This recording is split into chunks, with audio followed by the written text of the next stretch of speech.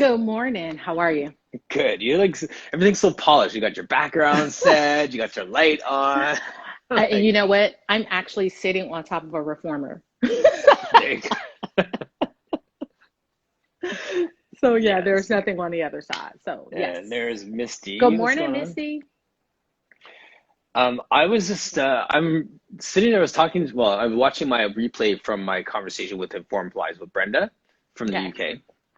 And in that chat, she was talking about like we met in our first conversation was in October of last year.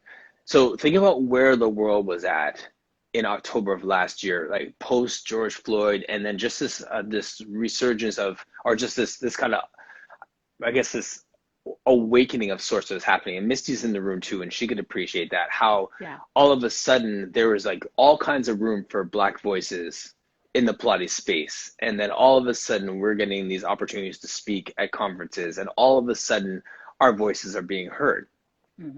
Hey, Now, Nanette.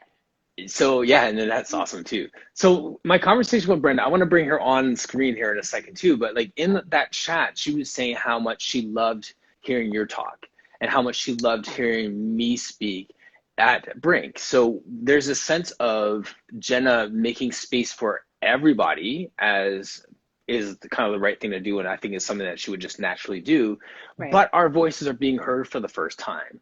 And the way that the conversation went, this is why I brought you on, is the questions that Brenda was asking, and I'll bring her on in a second, was simply where have these voices been? One. And two, how many more voices are out there? Mm. Okay. Talk amongst yourselves. Well, Martin, one of the things that I have made it um, a practice of saying is that I'm new to you. I'm not new to this. Mm, And so to have only not been in the fitness world for over 16 years, I graduated from grad school 20 years ago.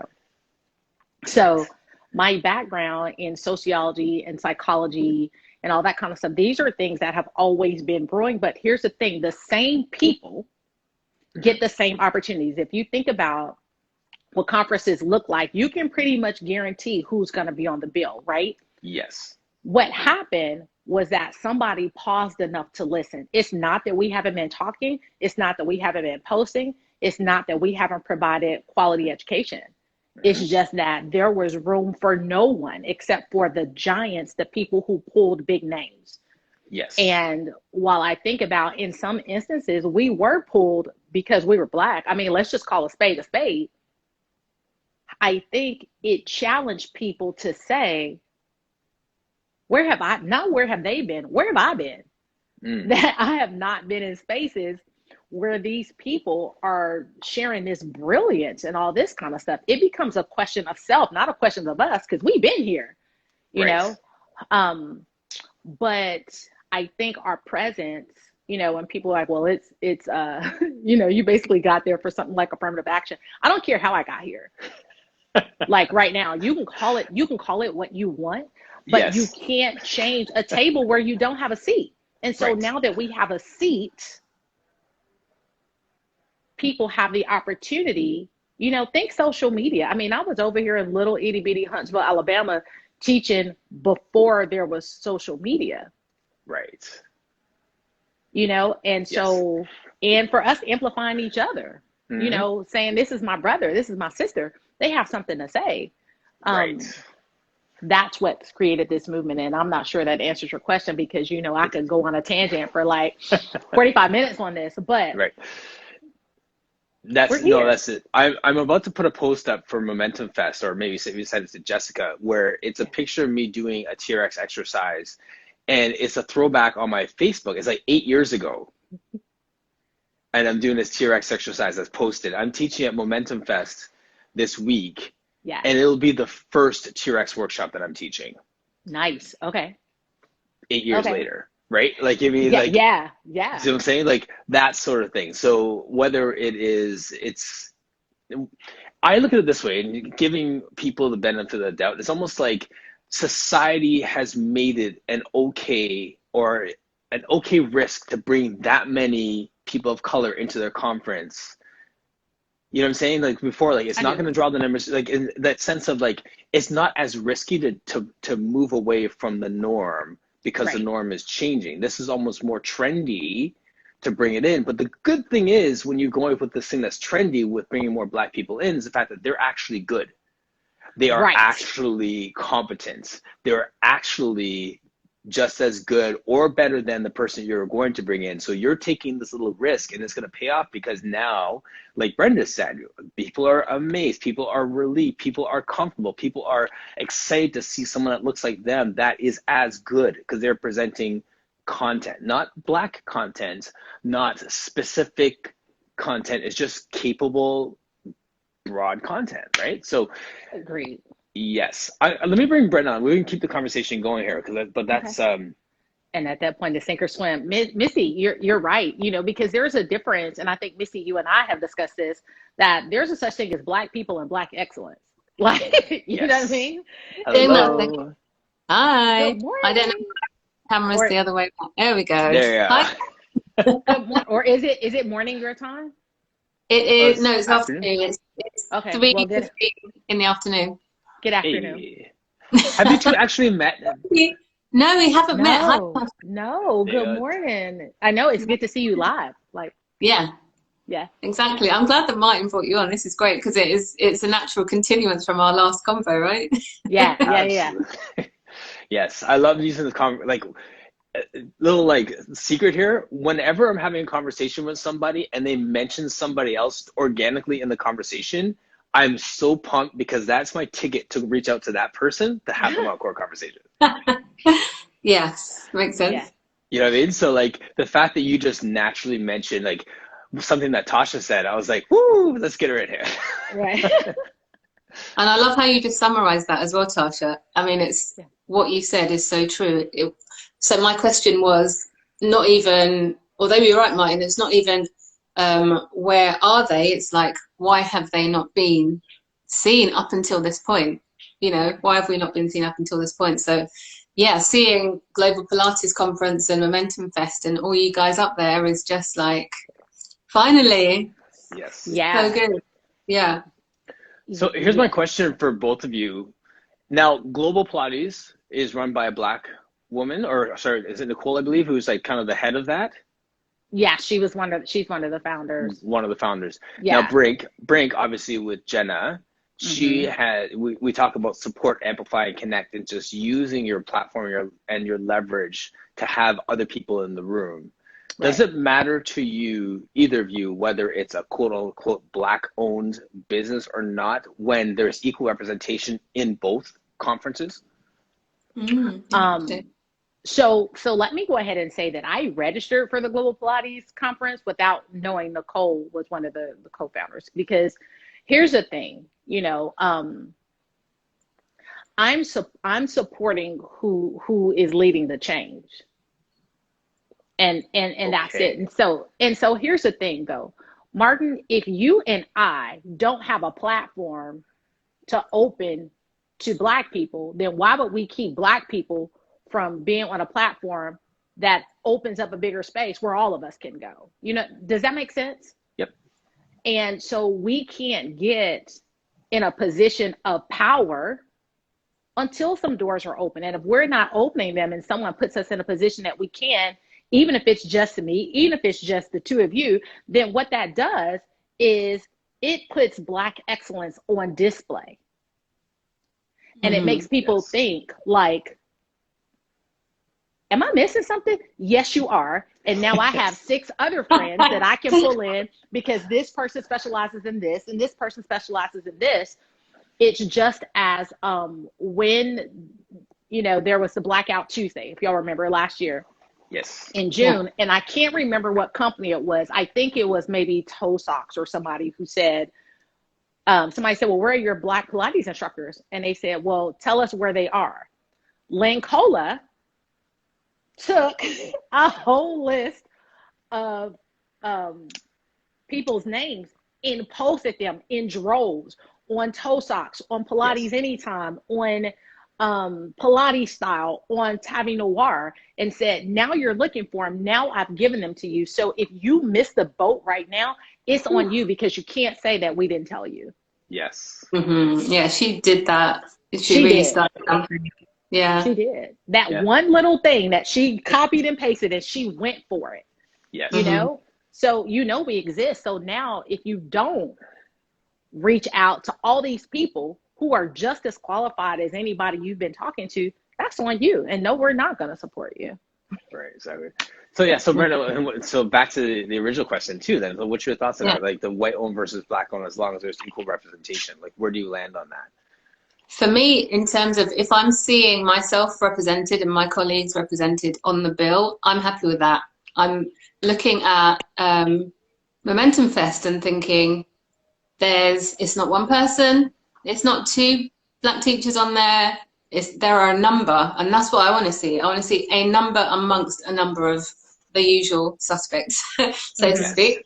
And but it does mean more if it's run by a black person, because it's another arena by which is usually taken up by the same organization. So if you have someone that's then at that next level and doing stuff and making moves at that level, then that's awesome. That's to me, that's like, yes, let's see more of that. Again, that's the next step.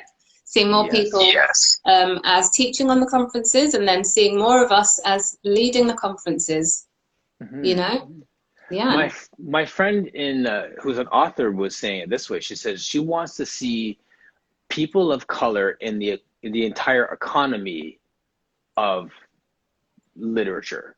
So it's one thing to be a black author, but then is there a black manager or agent? Is there a black distributing company? Is there a black publisher? Is it a black paper mill? Is it a black owned manufacturer? Is it a black owned bookbinding company? Like saying, like, from the tree being fallen to the store where it's being sold, where are black people in that entire economy? Yes. So, and part of that is any type of process, you know, because we all have to start somewhere. Again, that's us sometimes taking opportunities where we haven't been, like I said, to be able to open the door. You know, I have a tendency not to teach the actual workouts because I have another skill set. You know what I mean? So I come in from a psychology point of view, because that's my skill set. And what that does is it leaves room, as opposed to all of us trying to teach a math class, like you said with TRX. When we put all of our skills on display, that's how we build. Yes. Like Misty said, it's the only way to level the field when we're part of the entire economy. Sorry, Brenda. Yeah, absolutely.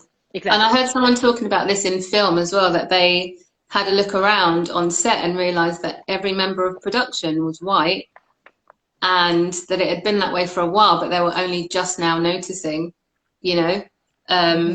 So it's the same. You need people at every, as you were saying, at every level of the crew, of the team. Yeah. Agree. Yeah. Yeah, exactly. So that's why maybe Tasha, with you, when we had our conversation, I asked you to give a scorecard, because I recognize that this is a process. This is a continuum. So if it means that we are a guest at a conference, to being a keynote at a conference, to be able to run our own conference, to be able to sponsor, like we have now the funds to actually bankroll someone else's conference. And like whatever the process looks like, it starts with us being grateful to people like Jessica Vlant or to our Josephino for amplifying our voices to start. And then for someone like Global Pilates to come in, who have black people on ownership or part of the leadership team, to give that much weight. So like I've only found out about Global Pilates maybe like 2 weeks ago. And as soon as I did, I started to just like pump it up as much as I can and post it, and then found out that Nicole was part of it. And it's like, okay, so I'm going to pump it up even more. Right. So that sort of thing. So we all need to continue to just amplify our own voices and elevate our own game, so that gives us more opportunities and opens more doors for us to do those things. And it's not necessarily about a fame thing, but the more I see Tasha's face on everything, the more opportunity that's going to open for her to bring other people in with her, as she was saying. So that's the same for you, Brenda. Like, that's why I love these core conversations and just making these connections. It elevates everybody, right? So it does. And I want to say that there are also people who are holding the background, that there is stuff that's happening that isn't on social media, you know, that, and I hope she's still on here, because I am going to shout her out, because we might as well have brought Misty on camera, because what people don't know is that Misty and Tanya are training whole groups of Black Pilates teachers. Right. You know, we have master trainers in there, and what we're doing is growing a community, lifting the level of how we show up, the education, and we did need a boost, but now that we have the boost, the question is, where are we going with it? Who can I pass the baton to, and who do I know that does something different that can add to our platform? You know what I mean? So so I think all of that, again, a lot of stuff doesn't make social media, and then all of a sudden people's faces are popping up and you're like, who is she? Where did she come from? You know? But it makes people double take, because like you, if I were on the outside, I would totally sign up for Momentum Fest, because I'd be like, oh, there's Michelle, there's Danica, there's Jason, you know, I'm like, oh, we up in there, you know what I mean? And I would totally show up, especially if I had been intimidated, like feeling like I wasn't a part. Now my people there, so I'm going where my people are, you know? And I'm excited for the next generation of students that are training now coming up, where it's going to be the norm for them to see themselves represented. Right. Exactly. Misty, if you have a minute and want to join us, give me a thumbs up on the screen, because like the word that kind of comes out of what both of you are saying there is excellence, and we throw that term around. And Black excellence and excellence and Black excellence and excellence and stuff like that. And that term in general is the main thing, is that we're saying that we're not just good enough and we're just taking advantage of these moments. It's like, we actually could have been here the whole time if you had just opened your eyes, right? Like, And, you know, the thing is, I had posted this was months ago, but it's a James Brown quote that says something like, I'm not asking for a handout, open the door and I'll get it myself. Right. You know, because that's what it is. I'm not asking you for a handout. You have your hand on the knob, open the door, I'll go in and I can show you what I have, because that's who I am. Like, it's not, I have to go get ready. We stay ready. We've been ready. Be ready. A lot of the time, completely. Misty, they're out there already doing their thing. I know. I've just seen Misty's comment. You know, you're amongst friends when you just share your nakedness with the world here. We family. You could have just give us a thumbs up in like 3 minutes, but that's fine. Right? Like, give me a minute. Yes, exactly. And just being ready, staying ready. Like, we know that those opportunities are coming. And Brenda, I just love your point about, like, for that next generation of teachers, it'll come to a place where this is the norm. Like, teachers now are starting to see it more, and they go, oh, I can go to this one because there's Black people. Oh, I can go to this one because so-and-so is going to be there. Soon it won't be, I'm going to choose this one because there's representation. They'll just choose the best one for them. And there will be representation there. Because we trying to go everywhere. Everyone. So if it's a level playing field, then you have a choice. You go with, you know, whichever one, as you said, is the best for you. Right. Let's do that. Right. There goes my late. You guys could just talk for a second. I just lost my... that's fine. Go, Tasha. I'm just going to say the other thing that I have been thinking about and listening is that there's also there's levels to this, you know, when we're talking about not just Black representation, but male representation or age representation or size representation. You know, again, these are all layers for us, you know, that so we can get to the point that when we show up, people aren't like, oh, you're the teacher, you know, and we're not just teachers, we're educators, you know, and people look surprised like, oh, how long have you been doing this? For a minute? Like, do you want me to teach you or not? You know, like that Right. sort of thing. And so Yeah. when you were talking about the playing field, I think that we're doing that all over, you know, because there is, you know, from a 20-year-old who's just starting to a Sarita Allen who's been a gym. Yes. Yes. You know, so yeah, you know, Very Brenda, different experience. Yeah, and Brenda, you were saying that too in our chat, like how like you walk into a room and people are like, oh, you like that sense of like, I thought you were Yeah. someone else. yeah, yeah, Yeah. I still get that actually. Even now, I kind of walked into a room as a new teacher and they're looking at me and not sure, like, are you one of the students? Are you the teacher? And then, you know, you take that authority and you tell people where to go. And then they're like, oh, okay, I get it now. Yes. You know? And do you feel like you have to not put on a show, but do you feel like you have to assert yourself more in those situations just to When I prove get that, to absolutely. validate the fact that you're here? when I get that vibe of, okay, they're not sure that I'm the teacher or they don't think I'm the teacher, then I'll just take that authority. I'll control the room and let them know that, okay, this is my class, I'm the teacher.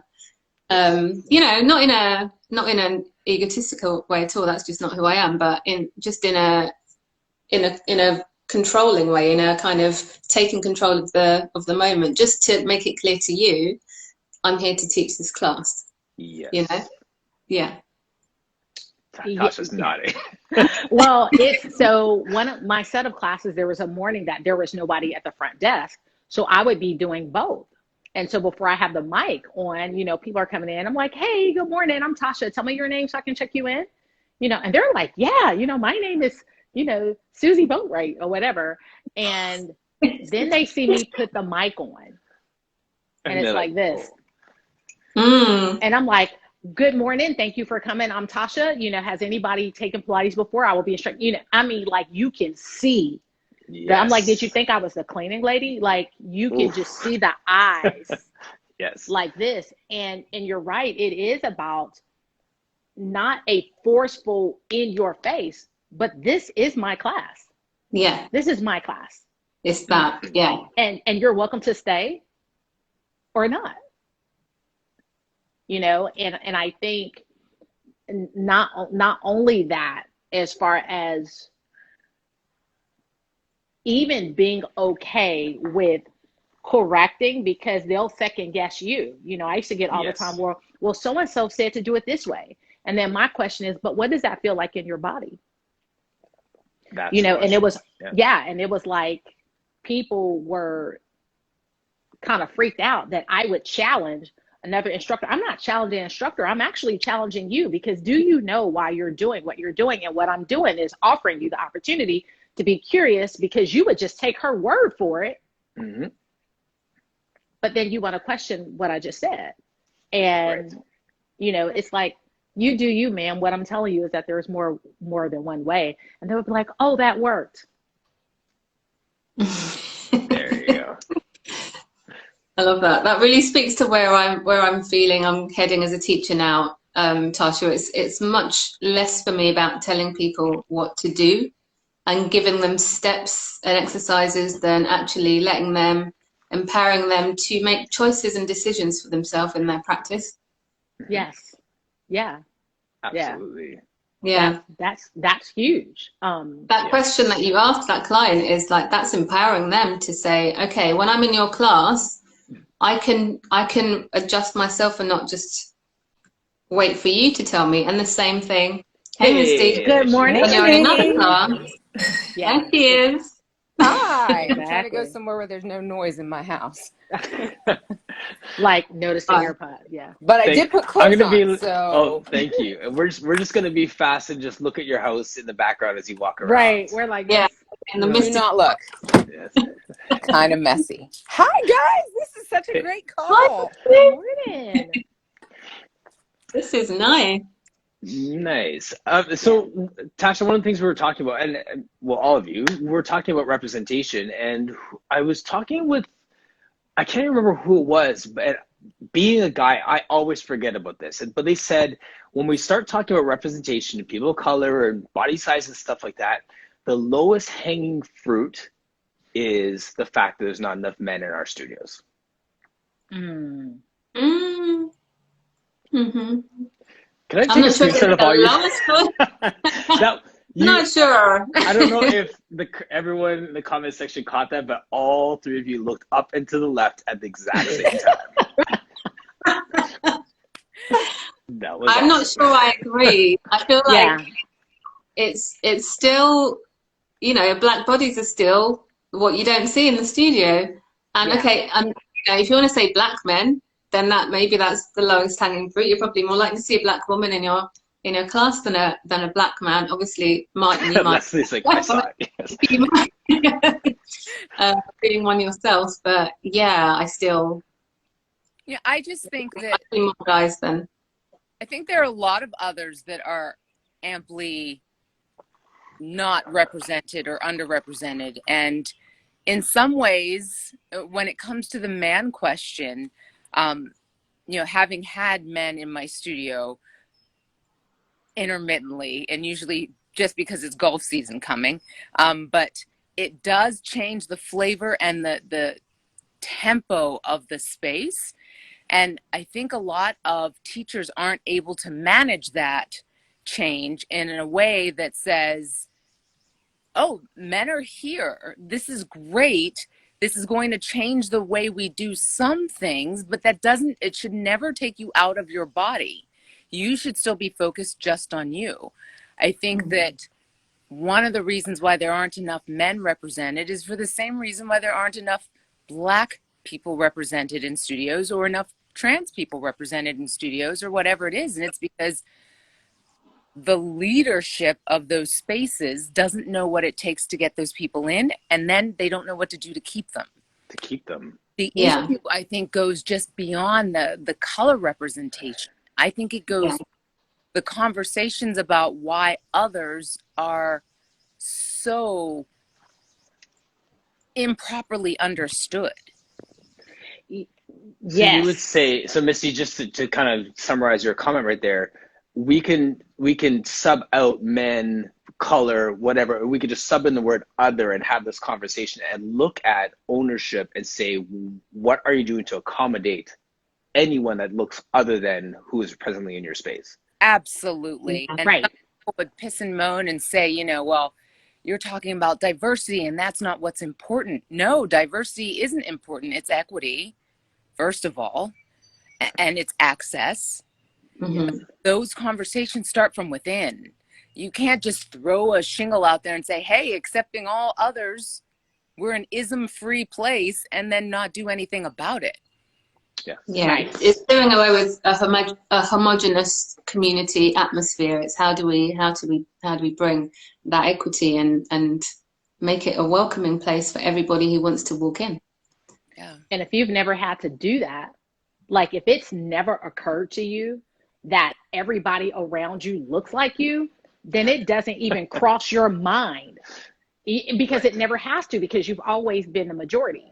And one of the things that I found was Black women in the studio where I worked, there was a trust thing that they could come in and feel a part because they saw me, big hips, raw bass, playing over the speakers. But they also felt like they could talk to me about the things that they didn't understand because they were afraid to stand out in other classes. And so we're also talking about trust. And that's why it was so hard when I left the studio, because Black women blew my cell phone up. You know, they all had my number, and it was like, oh my God, no, literally, like, you have to come back. You have to come back. Right. And it's, and it's because there's a sense of safety when you're not the only one. Right. Yes. Yeah. Well, that makes, oh, sorry, Misty, go ahead. Oh, sorry. I was just going to say, the other thing that people don't realize, you know, I talk about this more because it's fascinating to me, but people don't recognize that homogeneous spaces never work. So even if you've got a space full of white women who are all between 5'4" and 5'6", whose hair is between ash blonde and blonde-ish, And, you know, the whole thing, you're still not going to be able to keep all of the, what if somebody's hair turns red? You know, whatever it is, you are still creating a situation where people are left on the fringes, and that is exclusionary. Yes. We need to be thinking about these things in more broad. To play the devil's advocate for that for a second, as a teacher, what if I've committed to creating a safe space for the people in my class, and then another coming in creates it not being a safe space for those who are there? Do I need to create like a new class for those others so that, right? It's Martin, so think of it, that's an invitation. I've heard that. But that's what I was like. It's an invitation, but it's not a definite. So like you can be a safe space, but people have to believe that it's a safe space. You know what I mean? And in order to accept that invitation. So our goal is to make our spaces as inclusive as possible, but people, especially in Pilates, are still hesitant because of what they've been told, because of what they've been seeing, you know, and over time, it just takes, it's not a one-stop shop for us. You know, it's a constant. Now, I can't say, hey, everybody, I'm teaching Pilates. If you're trans, go ahead and come on in, because then people feel like they're being pulled in because you want another. You want a different one. Yeah. But I'm saying, I'm teaching and you begin to trust me, and you can see my work and you can see how I operate. It's just like building any other relationship. We don't want separate but equal fountains, reformers. Right, right. Any other way is that's what it is. Okay, well, you guys can be at the reformer over here at this hour, but you know the premium seats are over here at this. You don't want to do that. Sure. Yeah, and I think that's where us as teachers as well, we train outside of the method. We work on, you know, business skills, leadership skills, being trauma informed, and having those extra skills so that when people come into the space, we're ready. And to go back to what you said, Martin, rather than creating a safe space, it's like, okay, how do I speak to this person that's just come in and let them know, you know, it's okay. They might be reacting out of something in their life, and that's why they're doing that. You're safe here. You can come in. These people have been here for a while, but as soon as you're in the space, you're part of the group, and you belong here. Yes. You know. Completely unrelated. Brenda, have you met Misty? Misty, have you guys ever chatted? We had a conversation, and we've been together in conferences, right, as well. And Pilates. And Tasha, I was like, oh my God, it's like, yes, I want to come with them. So thanks, Pat. This is like bonus being in a combo with you guys. I love it. I know. It's a bonus for me with all of you here. And I spoke at Power Pilates conference and kind of mediated a conversation. And one of the things, Tasha, you said a minute ago tied into what I was talking about, the difference between welcome and belonging. That's it. Right? Because I can say, Tasha, you're welcome in my house, but then as soon as you sit down, you stand up and I brush off the seat, you put your cup down, and then I'm like wiping down after you. You're welcome, but do you really feel like you're welcome? Or you walk into my house and you stroll over to the fridge and you grab a drink and you put your feet up and you watch TV. You belong in my space. Yeah. I can say you're welcome all day. That just made me so emotional. Like, I feel like you just struck me in my chest. And the reason I say that is because, wow, as a Black teacher coming into a white studio, that's what it's like. You're welcome, but I never felt like I belonged, you know? And so I teach what I felt like I've always needed was that.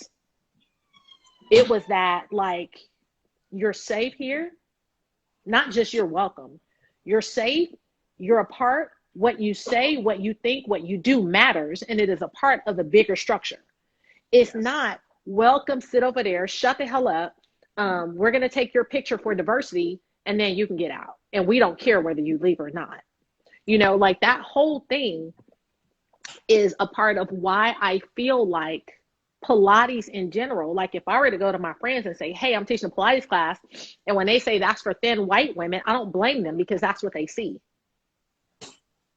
You know, I tried to go there, but I didn't feel comfortable. It's like me going to a Pure Barre studio where that was horrendous.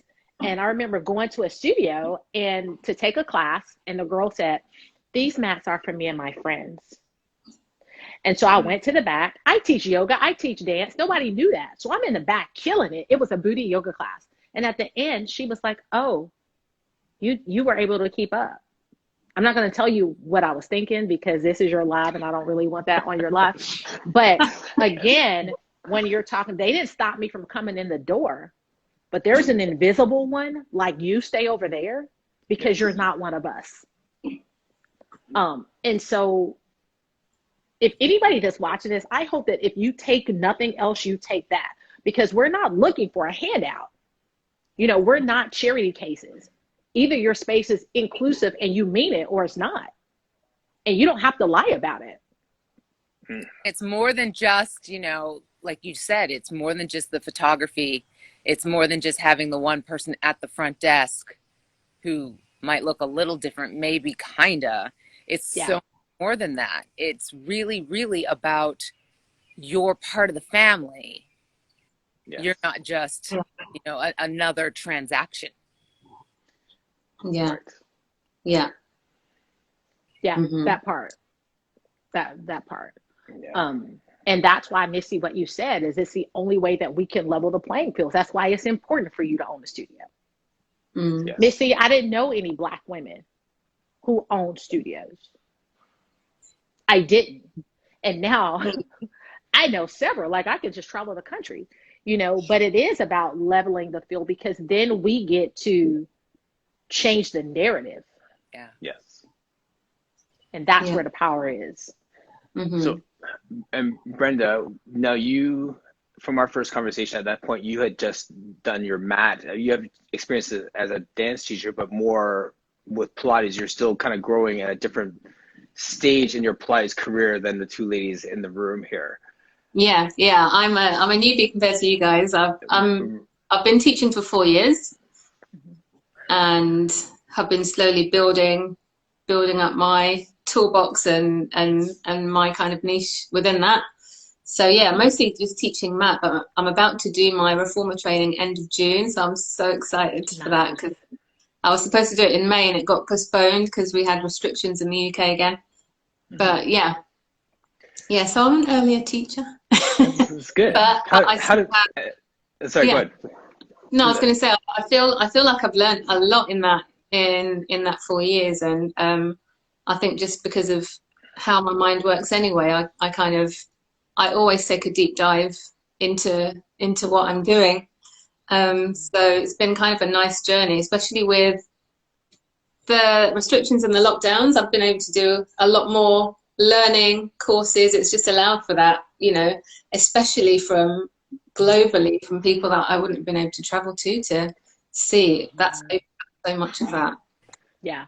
What words of wisdom, Tasha and Misty, would you give for Brenda at this point in her? Where were you at 4 years in your Pilates journey?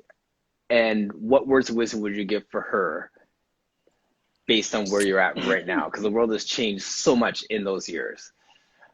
So first, I want to say that while I have been teaching mat for years, I resisted teaching equipment because I didn't know anybody that could afford it, if that makes sense. And so if I look 4 years of when I started, first of all, I was a hell of a lot younger.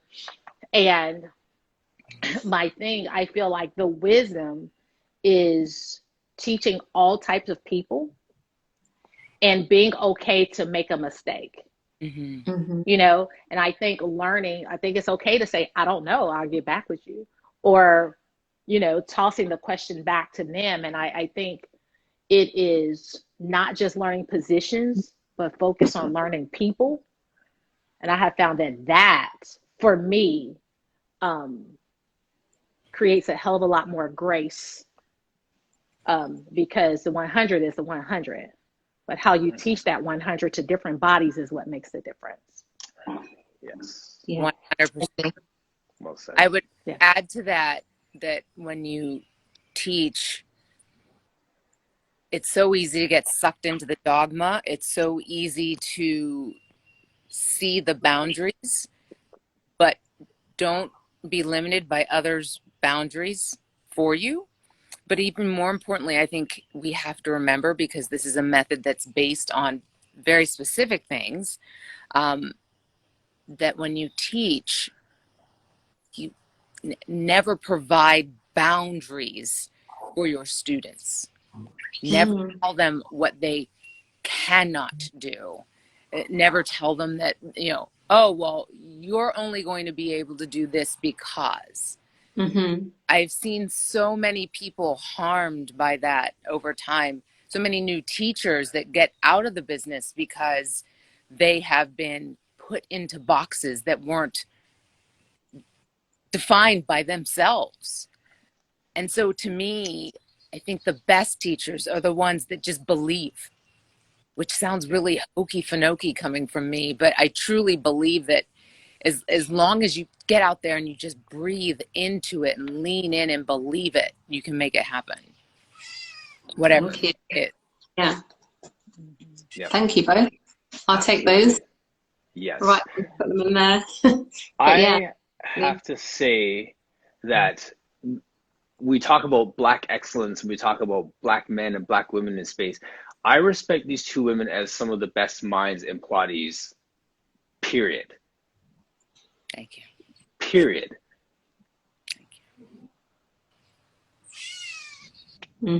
Back You know at what I mean? Yeah, for sure. Yeah. Yeah, So- because I don't want you to miss what you add. Martin, I don't want you to miss what you add.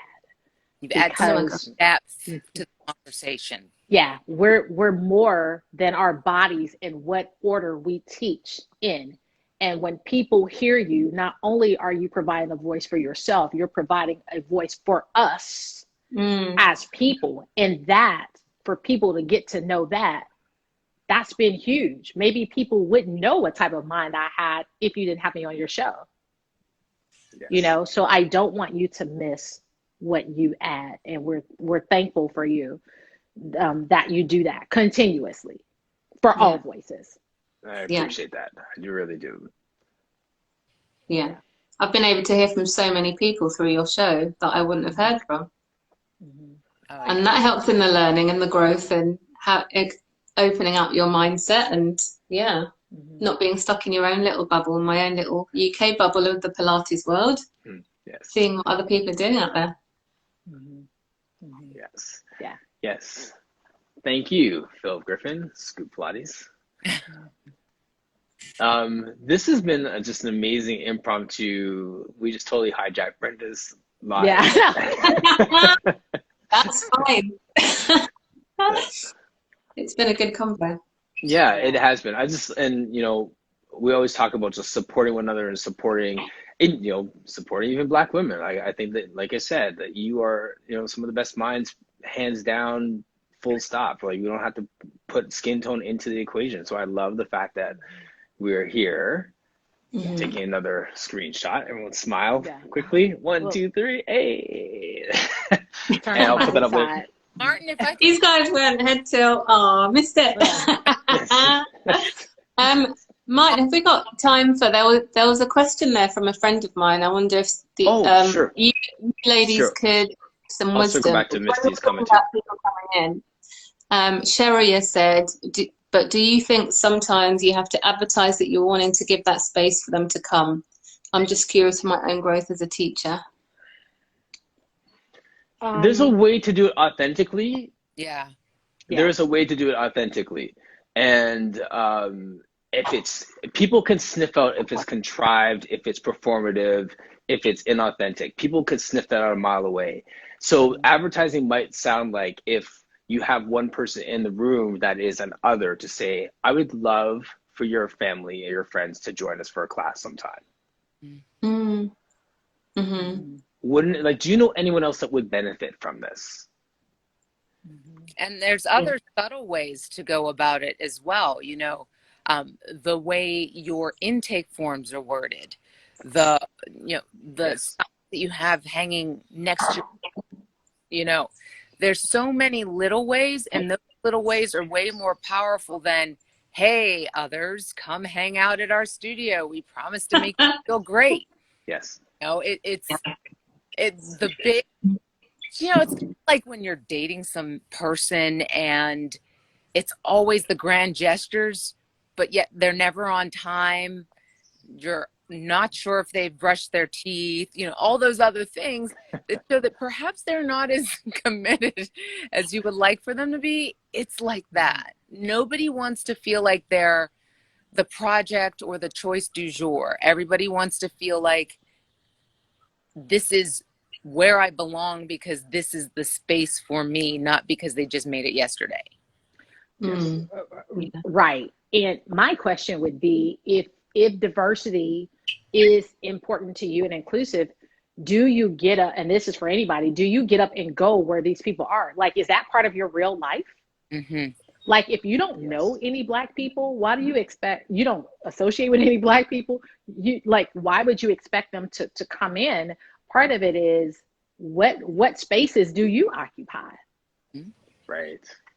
And So that's an important doing part too. Work, right? Mm-hmm. Like Tasha was just saying, if you don't, I said this to someone in a meeting, I said, get in your car, go to a neighborhood that is not your own, and spend the day. Shop, have conversations, get your hands wet. And if you're not ready or willing to do that, if you're concerned 1 hour in that you're in the wrong place, then for the love of Pete, don't decide you're going to start advertising for whomever this person is looking for. Don't do it. You're going to hurt them. You're going to hurt you. Yeah. Yeah. That's good. That's good. Mm. Thank you, guys. Yeah, that's good stuff. Sorry, Misty, you were going to say earlier? Oh, no. I'm just going to say, look at the fact that we've got 4 different, very distinctly different regions here. We've got the UK, we've got kind of the Northeast, but really almost Midwest in Pittsburgh. I don't care what these people say. This is the Midwest. We've got the South, we've got Canada. But yet we're all speaking, we have very different life experiences that are all shared with the same links. Mm-hmm. Yes. And I think it's important to recognize that. It's even if you find the person in your world that's going to say that, oh, they've never experienced racism or whatever it is as a Black person. I only know 1 or 2 unicorns like that. But you hear us having conversations with you that you can recognize and understand, even if you haven't necessarily experienced yourself. Nobody is taken out like a flamethrower or, a hatchet or machete. Is a very easy conversation. You know why? Because that's the human experience. Yes. Right. Not too hard to learn. Mm. And to flip that, if you're a Black business owner or instructor and you're wanting to get other people into your studio that you're not seeing, does that work differently? Would we go about it in a different way? It's the same thing. So, yeah. I mean, that's just me. Yeah, like what I was thinking is that I've never, as far as I know, have never, like, others outside of what's me always felt welcome. Like, it was like, I can occupy whatever space I want, because there's never been a prejudice in that sense. Not where I've seen it. It's always been Black people moving into spaces like, a bar or a yoga or Pilates or those type of things, is that we weren't there. But in all the spaces that I taught, if they turned out to be all Black, it wasn't set up that way and it was fine, but nobody ever felt like, well, I can't come in. It was like, hey, I'm coming in too. If that makes sense, what I'm saying. Yes. Yeah. And I guess we know what it's like to be that person as well. So, yeah. We have plenty of spirits being othered. Right. So. Yeah. And experience creating spaces where there's no othering. I think that's too. So, maybe it actually may be tougher for us to recognize sometimes when somebody's feeling a little bit choked up, because we're so used to producing spaces that just are warm. Right. Because So, it's who we are as people. right. Yeah. Yep. That too. Yeah. Make sure that we are reinforcing what we truly believe. Yes, exactly. Agreed. And as Phil Griffin said, your energy will attract what you want your studio to look like in time. Yep. Yeah. Yeah. Mm-hmm. So I asked Tasha to come on for 5 minutes, 40 minutes ago. And Misty was just walking by naked and Right. joined us on air. So I have to say thank you so much, ladies, for just making this just a rich, rich moment for Brenda, for myself, for all of us. It's so mutually edifying that we can do this and just celebrate what we do, and we have a common language wherever we are in the world right now. So it's all good. Thank you all so much. And Brenda, let's find another time to chat. Again. So Martin, before we go Yes. real quick, can y'all share like what I know what conferences y'all are teaching at, but maybe people who are watching who want to experience you as a person, not because you're Black, but experience you. Where are you teaching this summer? Like, what kind of conferences are y'all involved in this summer? That's for all of us? That's for everybody. Yeah. Go for it. I'm not there yet, so I will be teaching at no conferences this summer, but I surely will be attending Black Girl Pilates Conference. Good deal. And, you know, any other one that I happen to get to. But I teach weekly classes. I'm on Zoom and I'm back in real life teaching. So it's a group class. Yeah.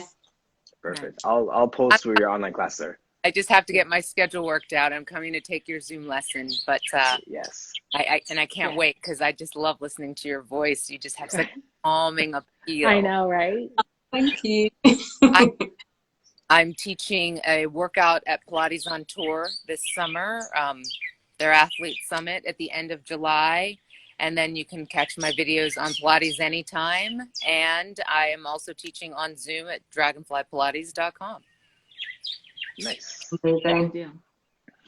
The last one I have is the Momentum Fest. So I have two different segments I'm teaching there, the TRX and also Pilates push-ups. So those are the two that I'm teaching. And then I'm taking a break for July.